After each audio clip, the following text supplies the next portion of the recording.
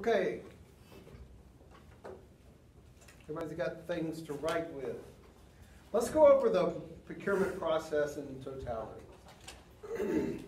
One of the things that got missed on the exam by a lot of folks is this idea about who has the authority to determine what requirements are. What are requirements? What exam? The one exam that we had, question number 5. Okay. There was a true-false question regarding, can procurement determine requirements? So again, I put it to you, what are requirements? It'll have to be, it all depends on which requirements you're referring to. Well, requirements in general are either products or services that are needed by the organization or the company you're working for, right? So if that's what requirements are, if I'm the buyer, that means I'm the acting agent for the company. That means that I have the ability to bind the company legally. If I can bind the company legally, then that means what? You have the right to determine their requirements. Correct. So, when it comes to determining what requirements are, there needs to be a separation of powers. Because I should not, and in most organizations and in the government, you will not find where a buyer also has the authority to determine requirements. So where does that lie? Who determines what requirements are? A planner, someone in charge of planning, engineering. It comes from different locations because within a procurement department, who is the ultimate customer of the department called procurement? The facility. The different departments within the company that is serviced and served by the procurement department. So requirements are not determined by the purchasing agent or agents.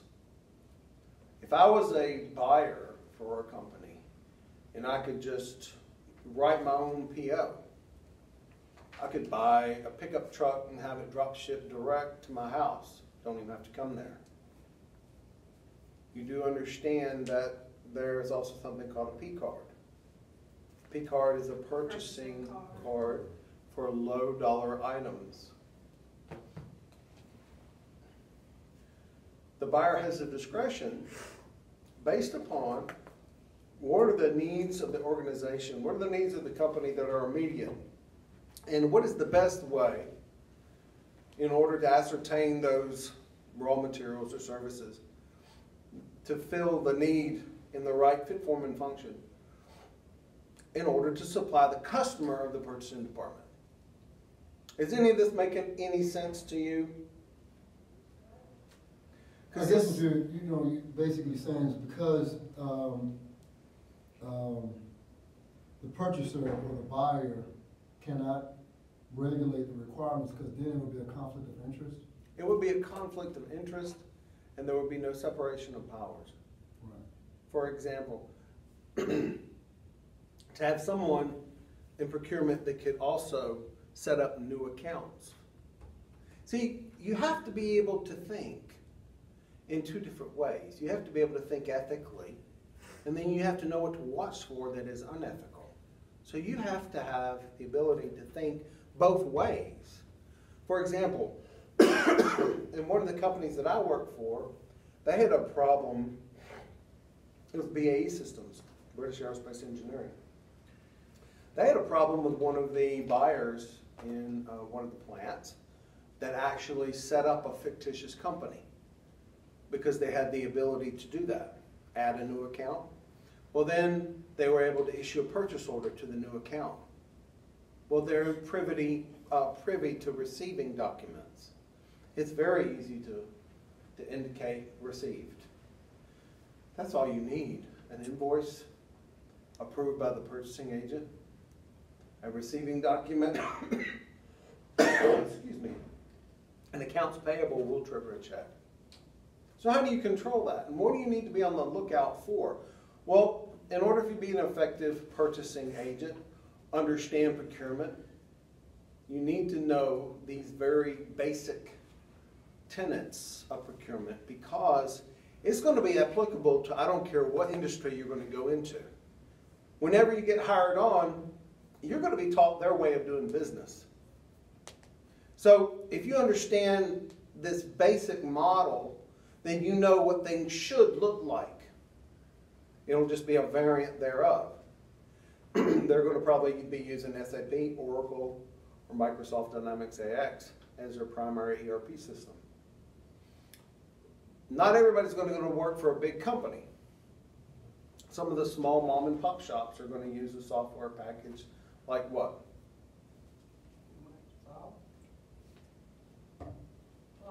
Say again? Basic Microsoft, QuickBooks. When you took your accounting classes, what kind of simulation software were you exposed to? No? None? Anyone? No? Wow. Pen and paper. Okay then. Excel? Could be done. Buyers do not determine requirements. Their job is to make sure that a best value is incurred by the company. What do I mean by a best value? What is a best value? It could be a lot of things. So the answer is it depends. Doesn't it? It depends on the framework, the terms and conditions, policies and procedures of the individual kind of company you're working for. You could be working for a nonprofit, a for-profit, a government, state government. Man, there's lots of different agencies in the government you could be working for. But this basic premise of this is what it should look like is not going to change. Someone determines requirements. In a, for example, manufacturing environment, i.e. Miller Coors, I have someone that works there. Let me go around real quick just so I can use you all to contribute to this conversation. You work at Miller Coors. Anybody else work for a big, where do you work? I've worked for Pepsi and Cargill. Okay. Big company. I can't think of what Cargill makes, but I know the name. They make everything. They're a food ingredients company. Okay. So they don't make any consumer products. They make all of the ingredients that go into the products. For example, salt or gold metal flour or the high fructose corn syrup and dextrose that goes into pretty much everything, stuff like that. Anybody else work for? Yes. Albany Area Primary Healthcare. Albany Area Primary Healthcare? Okay. That's the service industry. Demila, what do you make? That was a joke. Beer. Anybody else? Okay.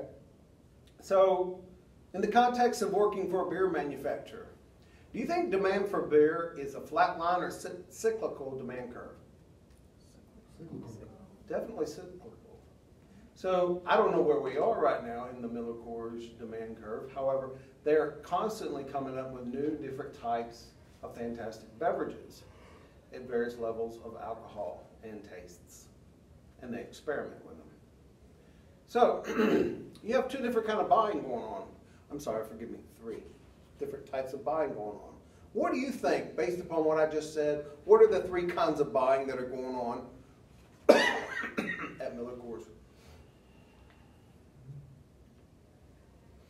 Well, the first one's going to be called MRO, Maintenance, Repair, and Operational Supplies. What does that refer to? It's just the maintenance department. We need carpet fresh in here, paper towels and soap, light bulbs. Who's going to get these yards cut? What are the day-to-day operations? What about the HVAC contract? What does it take to keep this place operating? That's what we refer to when we say MRO.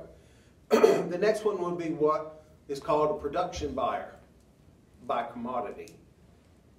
So the production buying is going to be, in the Miller Coors example, who's going to buy the bottles, the bottle caps? Who's going to buy the cans? Who's going to design and print the logo on the can? Who's going to buy the hops? Who's going to buy the filtration units for the what? When you said hops, I said that's a whole nother department. That's a whole other department. Okay? So the ingredients that go into the production is handled by the production buyer. We have another type of buying going on. What's this third type of buying that's going to go on in this example that I'm using from Miller Coors? And I've never stepped foot in Miller Coors procurement department. But I bet you I'm about 99% accurate. And I have someone here who can contradict me if need be. What do you think this third part is?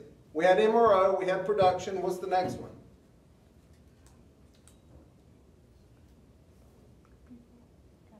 The third flavor of buying is called capital equipment.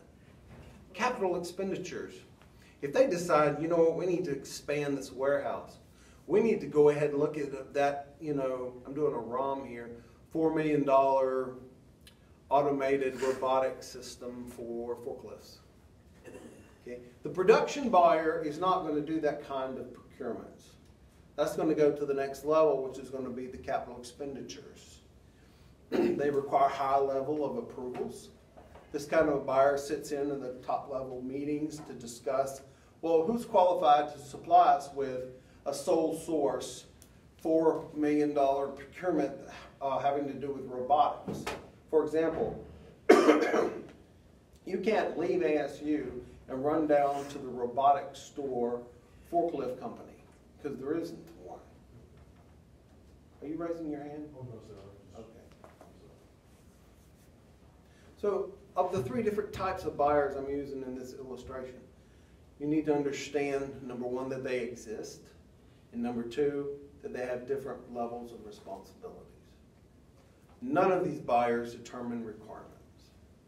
Requirements is determined by either a planner or some other entity within the organization that is going to communicate to the procurement department that it's time to buy something based upon a form, an approved form, with the right quantity, description, part number if available. It's going to, the last procurement, and it's going to have a dollar threshold that is implied on there so it has the proper signature authorities on it. What is the name of this document that I'm referring to that triggers a buyer? Oh, here is a legitimate buy. Go to work. Requisition. That's called a requisition.